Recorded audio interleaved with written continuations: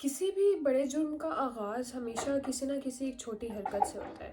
مثال کے طور پر اگر ہم ریپ کے جرم کی بات کریں تو ہو سکتا ہے کہ اس مجرم کے اس جرم کا آغاز گلی محلے کے کنارے پر بیٹھ کر خواتین کو بری نگاہ سے دیکھنے سے ہوا ہو، اور وہ بات ان کو آوازیں کسنے سے ہوتے ہوتے، جسمانی ہراسانی سے ہوتے ہوتے ریپ تک بات پہنچی ہو۔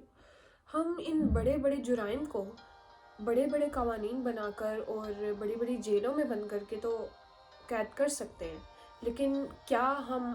اس روٹ کاز اور اس بنیادی چیز جس کی وجہ سے یہ جرائم سوسائٹی میں پیدا ہو رہے ہیں اس کے متعلق وہ اقدامات اٹھاتے ہیں جو اقدامات اٹھانے کی ضرورت ہے؟ السلام علیکم، میرا نام ہے روح فاطمہ، اور آج میں بات کر رہی ہوں سوسائٹی اسپیک کے پلیٹ فارم پر، جو مجھ جیسے باقی کمیونٹی لیڈرز اور سوشل لیڈرز کو موقع دیتا ہے کہ سوسائٹی کے اپنے سوشل پروجیکٹس کو سوسائٹی کے تک پہنچایا جائے اور ان باتوں کو بچایا جائے جن پر ہماری سوسائٹی میں کام کرنے کی بہت زیادہ اشد ضرورت ہے۔ میں آپ تک پروجیکٹ کے بارے میں بتاؤں گی جو کہ اس وقت میں 2 سال سے تقریباً رن کر رہی ہوں، اور اس کا نام ہے مشن تفہیم۔ اور اس پروجیکٹ کے انڈر جو ہے وہ ہم بیسیکلی بچوں کو گڈ ٹچ اور بیڈ ٹچ کے متعلق اویئرنیس دیتے ہیں۔ لیکن گڈ ٹچ اور بیڈ ٹچ ہوتا کیا ہے؟ گڈ ٹچ اور بیڈ ٹچ کا لفظی مطلب تو یہ ہے کہ کسی کو اچھے طریقے سے یا برے طریقے سے ہاتھ لگانا، اور اگر ہم اس کو بچوں کی ڈومین میں بات کریں تو اس کا مطلب ہے کہ فار ایگزامپل بچے کو اگر ہم اپریسیشن کے لیے اس کے کندھے پر تھپک دیتے ہیں، اس کے سر پر پیار کر دیتے ہیں، سلام وغیرہ کرتے ہیں، یہ گڈ ٹچ کی کیٹیگری میں آتا ہے۔ لیکن اگر کسی بچے کو ایک برے مقصد کے یا برے انٹینشن سے جو ہے وہ ہاتھ لگایا جائے تو جس میں جسمانی ہراسانی، جنسی ہراسانی اور اس کی مولسٹیشن وغیرہ شامل ہے، تو اس کو ہم بیڈ ٹچ کی کیٹیگری میں ڈالیں گے۔ اور کیونکہ ہماری سوسائٹی میں اس طرح کے معاملات پر بہت کم بات ہوتی ہے، اس وجہ سے بچوں کو ان کانسیپٹس سے نہیں انٹروڈیوس کروایا جاتا، جس کی وجہ سے وہ ولنریبل ہوتے ہیں کہ وہ بیڈ ٹچ وہ فیس کریں اپنی زندگی میں۔ ساحل فاؤنڈیشن ایک بہت امپورٹنٹ فاؤنڈیشن ہے جو کہ پاکستان میں کافی نامور ہے اور اس چیز کے اوپر کام کر رہی ہے، اور ان کی 2023 کی رپورٹ کے مطابق پاکستان میں ہر 2 گھنٹے میں ایک بچہ جو ہے وہ سیکشول ازالٹ کا شکار ہے، which is a very high and very bad alarming number, کیونکہ اگر ایک دن میں 12 بچے اور ایک گھنٹے میں جو ہے 2 گھنٹے میں ایک بچہ جو ہے وہ سیکشول اسالٹ کا شکار ہو رہا ہے، تو اس سے ہم اندازہ لگا سکتے ہیں کہ اس کی سینسٹیوٹی کتنی زیادہ ہے اور کتنی اشد ضرورت ہے کہ ہم بچوں کو جو ہے اس کے متعلق ان کے پروٹیکشن کے لیے اویئرنیس دیں ان کی چائلڈ فرینڈلی لینگویج میں۔ اور یہ پروجیکٹ در حقیقت اسی کے متعلق بتاتے ہیں کہ بچوں کو بتایا جائے ان کی لینگویج میں، ان کی چائلڈ فرینڈلی لینگویج میں، کہ باڈی اویئرنیس کیا چیز ہوتی ہے، پرائیویٹ پارٹس کیا چیز ہوتے ہیں، پرسنل اسپیس اور پرسنل باؤنڈری کیا چیز ہوتی ہے، اور اگر کوئی انسان آپ کے پرسنل اسپیس یا پرسنل باؤنڈری کو وائلیٹ کرے اور آپ کو بری طرح سے ٹچ کرے تو اس سچویشن میں، اس سینیریو میں کیا کرنا ہے اور اس کو کیسے پہچاننا ہے، اور اس کو پہچان کر ہمیں کسے ریچ آؤٹ کرنا ہے۔ اگر آپ اسکول میں ہیں، اگر آپ گھر پر ہیں، محلے میں ہیں کہیں پر، تو آپ نے کیسے اس سچویشن کو ٹیکل کرنا ہے۔ تو اس پروجیکٹ میں ہم یہ انٹروڈیوس کرواتے ہیں۔ اگر میں ان کچھ کانسیپٹس کے تھوڑی انٹروڈکشن کی بات کروں تو پرسنل اسپیس کا ہمیں پتہ ہے کہ ہر انسان کی ایک اپنی پرسنل اسپیس ہوتی ہے، ایک جس کو ہر انسان وائلیٹ نہیں کر سکتا، اور بچوں کو ہم نے بتانا ہوتا ہے کہ آپ کے پرائیویٹ پارٹس جو آپ کی چیسٹ، آپ کی ان بٹوین دا لیگز، اور آپ کی وہ پارٹس جہاں پہ ہر کوئی ہاتھ نہیں لگا سکتا، اس کے متعلق بتانا ہوتا ہے کہ آپ کے کون سے لوگ ہیں جو ٹرسٹ وردی اور کون سے لوگ ٹرسٹ وردی نہیں ہیں، اور ہمیں ڈفرینٹ سچویشنس کے بارے میں بھی ان کو بتانا ہوتا ہے۔ فار ایگزامپل آپ کے ڈاکٹر سے اگر ہم چیک اپ یا ٹریٹمنٹ کروانے جائیں تو اٹس اوکے کہ ایک ڈاکٹر جو ہے ماں باپ کی موجودگی میں بچے کے چیک اپ کے سلسلے میں اس کے باڈی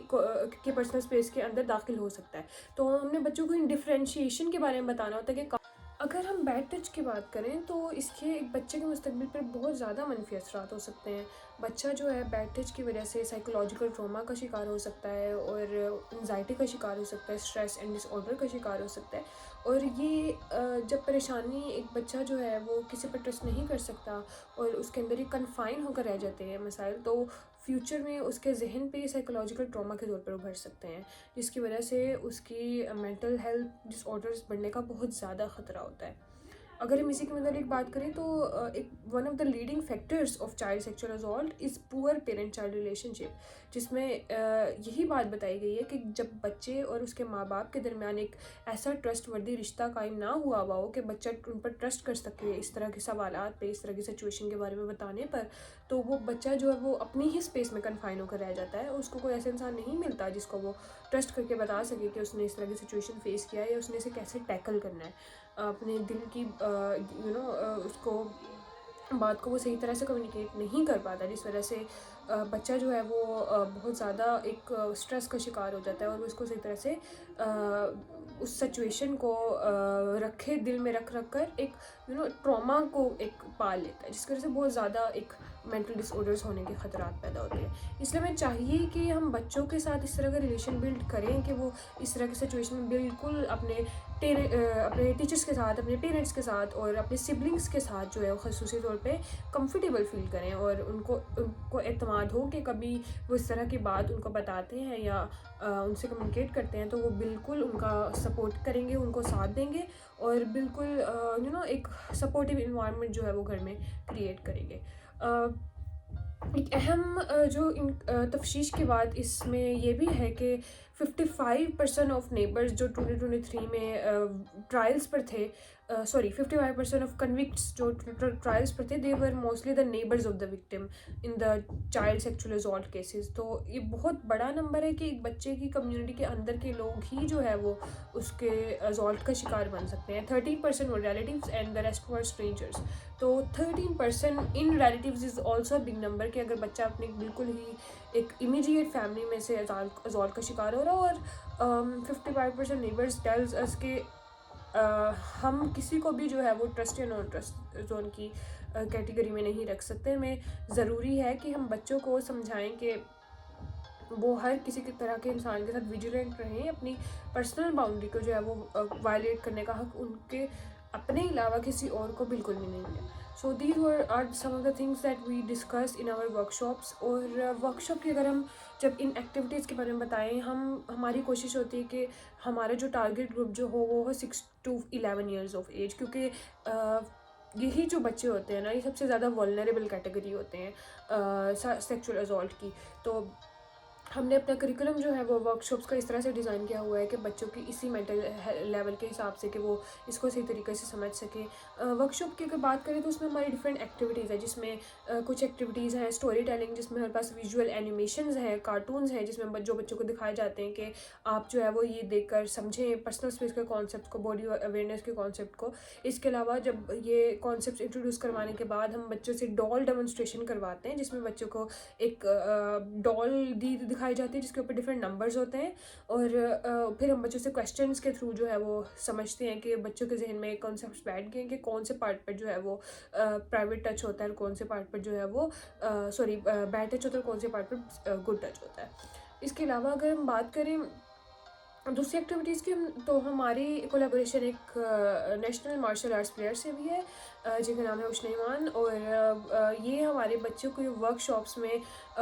پرسنل اسپیس کے کانسیپٹ کو انٹروڈیوس کرواتی ہیں اور سیلف ڈیفینس کی ایکٹیویٹیز کو انکارپوریٹ کرواتی ہیں، جس میں اگر بچہ اس طرح کی سچویشن کبھی سوسائٹی میں فیس کرے تو اس کے لیے ٹیکل کیسے کرنا ہے اس کے لیے تیار کرتی ہیں، اور اس کو بیسک سیلف ڈیفینس بچوں کو بتایا جاتا ہے کہ کس طرح وہ اس سچویشن کو اگر فیس کرے تو کیسے انہوں نے اس سچویشن سے اپنے آپ کو نکالنا ہے، ایک سیف انوائرمنٹ میں لے کر جانا ہے، اور وہاں پر ایک ٹرسٹ ودی انسان تک کے بعد کمیونیکیٹ کرنی ہے۔ یہ پروجیکٹ 2022 میں فاؤنڈ ہوا، اور it was under the young leaders conference 2022 which is under the school of leadership, اور وہاں پر it was founded by some of the group members, جس میں امپورٹنٹ